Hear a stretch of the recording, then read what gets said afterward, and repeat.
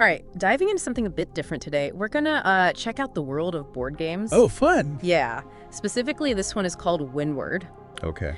and it's set on this gas giant, sealess, kind of a cool setting. Imagine, like, steampunk vibes, sky ships, these crazy creatures. We've got excerpts from the rule book to guide us, and lucky for us, we've got an expert here who knows Windward like the back of their hand. I've played a bit, yeah. So by the end of this deep dive, you'll know enough to play, maybe even win a game or two. Definitely going to pick up some strategies along the way. Exactly. I think what's really cool about Windward is it's not just about money. Like, you think trading, resources. It's all about the cash. Right. But here, it's reputation. Ah, interesting. Yeah. You want to be the most famous sky captain, you build up something called notoriety. Okay, so notoriety. Yep. How do you get that? Where you're not going to get it just sitting on piles of gas. That's the main currency, by the way, on Salus. Gas is money. Makes Yes. sense for a gas giant. Right. But the way to get famous is hunting these massive flying creatures called crusters. Crusters, okay. So it's kind of like proving yourself. Not just being rich, but being, I don't know, daring. Exactly. That's what makes a legend in this world. It's like, in the real world, sometimes it's not what you own. It's what you've done. Yeah.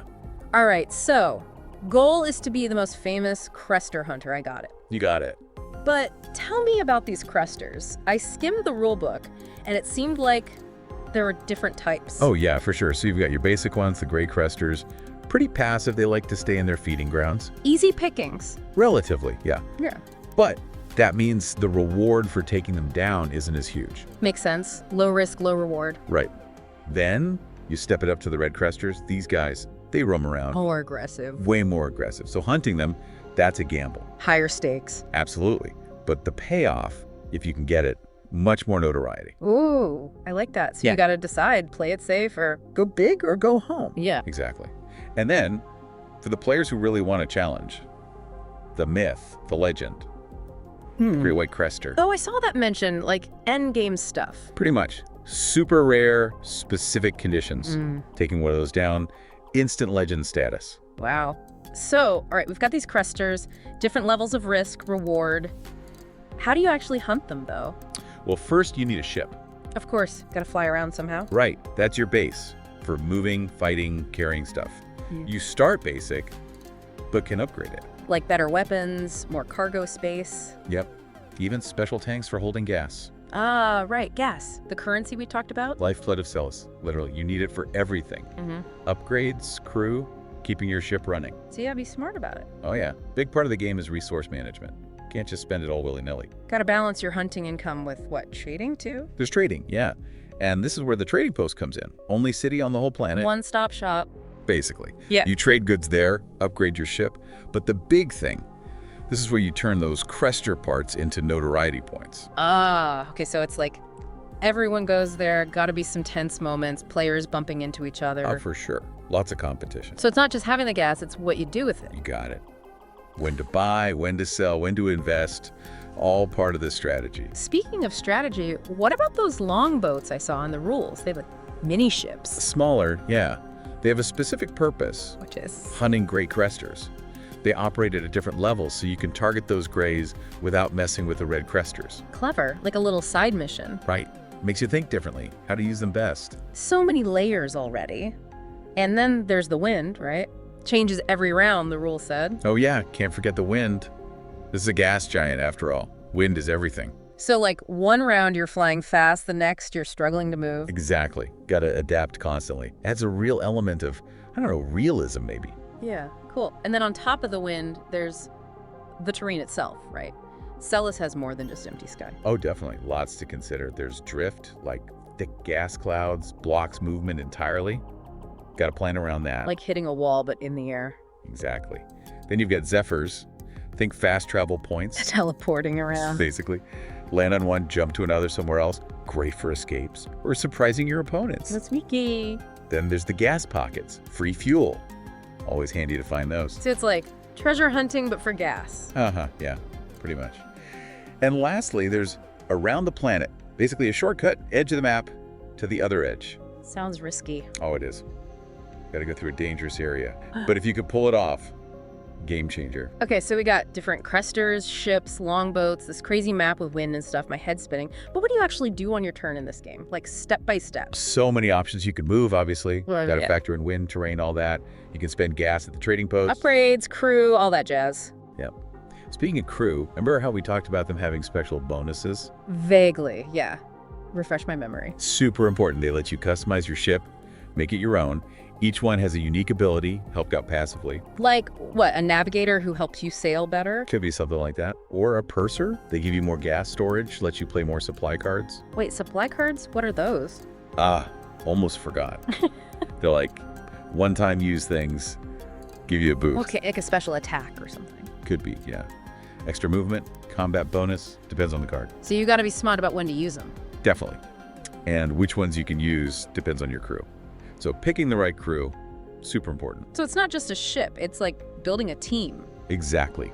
And that all ties back into what you can do on your turn. You move, spend gas, use those cards. You could also pick up items you find floating around. Like space junk. Kinda, yeah. Yeah. Extra resources, always good. Yeah. And then there's collecting rewards for the Cruster teeth you've gotten. The teeth. Right. So it's not just for bragging rights, you actually use them. Yep. Trade them in at the trading post. That's how you build that notoriety. Proof of your hunts. Okay, so far so good. We've got the cresters, the ships, how to move around this crazy planet, what you do on your turn. But what about combat? I mean, you run into a crester or another player, what happens then? Now that's where things get really interesting. That's where the real strategy comes in. So picture this. You're sailing along, wind in your sails, you've got a plan. Feeling good. Right. And bam, out of nowhere, rival ship or a crester right in your face. Time to fight. I was wondering when we'd get to the combat. It's where things get exciting. So you might think, oh, biggest cannons win. Right. I think logical, yeah. But it's not that simple. There's more to it. Okay, so I can't just blast away and hope for the best? Nope. When a battle starts, you compare strength, your cannons, any bonuses from crew, those supply cards we talked about. Ah, so my crew choice matters even in a fight. Oh yeah, big time. Then you roll dice. But it's not just who rolls higher. There's more. You use those cannons to modify your rolls. Some supply cards can help too. So a weaker ship could still outsmart a stronger one. Exactly. With good tactics or a lucky roll, anything's possible. Sounds tense. A lot of strategy involved. Oh, absolutely. You got to think on your feet. Every battle is different. And speaking of thinking on your feet, what if you lose? Is it game over? Thankfully, no, but it's not pretty. There's gotta be some penalty. Right. First off, your crew, they get demoralized. I mean, who wouldn't after a loss? Makes sense, gotta keep it realistic. Exactly. And to make things worse, you drop whatever cargo you were carrying. Oh man, all that loot. Especially if it was good Cruster stuff. Yep, major setback. And then you're sent back to the trading post. Got to regroup. So it's like back to square one, kinda. Kinda, yeah. Forces you to rethink your strategy, restock. Not fun, but you're not out of the game. That's important, you can recover. Exactly. Got to be resilient, right? Just like a real sky captain. Okay, so resilience is key. Now, the rules said the game ends when someone hits max notoriety. But then everyone gets one more turn. That seems weird. It's awesome. Think about it. Last minute scramble, anything can happen. One player's about to win, but everyone else gets one last chance. To pull off a crazy move. Exactly. Steal some notoriety, make a risky play, who knows. That final turn, it's wild. I bet. Can't let your guard down till the very end. Nope. That's what makes it so exciting. Yeah. Keeps you engaged right to the last second. So Windward, it's strategic, you gotta adapt, there's some luck involved. Sounds like a lot of variety too. Yeah? The rulebook mentioned like solo play and cooperative. Yeah, different ways to play. The solo adventure, that's for the hardcore players. How so? You're not against other people. It's you versus the game itself. Sounds tough. It is. Constant waves of red crusters you gotta survive. Real test of your skills. Like a training montage for when you face real people. Yeah, something like that.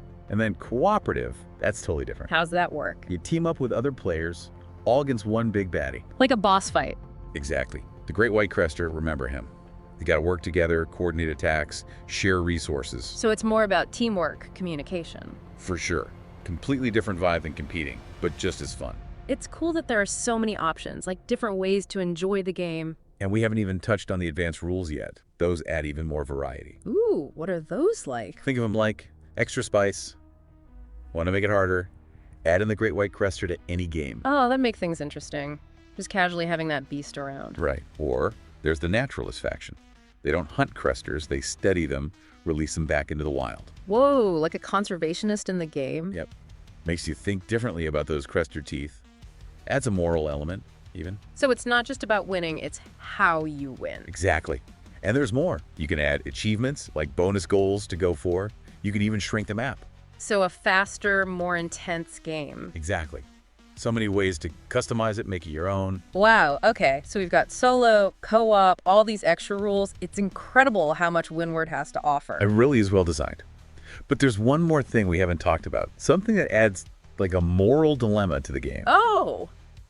Now I'm really intrigued. What is it? A moral dilemma? Okay, I gotta hear this. Yeah, it's all about those cruster teeth. The ones we've been talking about, yeah. Right. We said you collect them, trade them in for notoriety. Seems simple enough. But here's the thing. Not every captain sees it that way. Oh. Some, they're all about the glory, right? Max gas, max points, pile those teeth high. That's familiar. Uh-huh. But others, they think differently. It's not just about taking... More like respecting the creatures. Yeah. They see the balance of Celis. Hunting, sure, but they have a choice. Wait, what choice? Instead of processing the teeth, they can study them. Study them? What does that even do? They learn about the crusters, Yeah. and then they release them back into the wild. Whoa. So you're not just killing for profit. You can actually help them. Oh, exactly. It's like this built-in ethical choice. Exploit or show respect. That's amazing. I never thought of it like that. Really makes you think. Right. What kind of captain are you? It's not just about winning, it's how you win. So it affects the whole game too, I bet. Oh, totally. If someone's releasing crusters, there's more out there for everyone. So it's like good for the ecosystem, but also more competition. Exactly. It's like a whole debate, right? Yeah. Conservation versus just taking what you want. Mind blown. So Windward, it's not just ships and gas, it's like philosophy. Kinda, yeah. Yeah. Makes you think about our own world, too. I'm seeing this game in a whole new light now. It's pretty deep once you dig into it. We've talked about so much, the rules, the strategy, all these different layers. But I gotta ask, you said at the start, it's not just about wealth, but everything seems tied to resources, notoriety points. How is it different from other games where that's the main goal? Good question. It's true. Resources are important. But it's how they're used. A lot of games, it's all about optimization.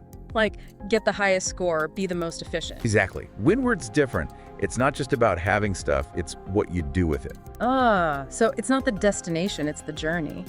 Exactly. Every choice matters. It's not just numbers, it's like telling a story. So I'm not just a player, I'm a character in this world. Yep.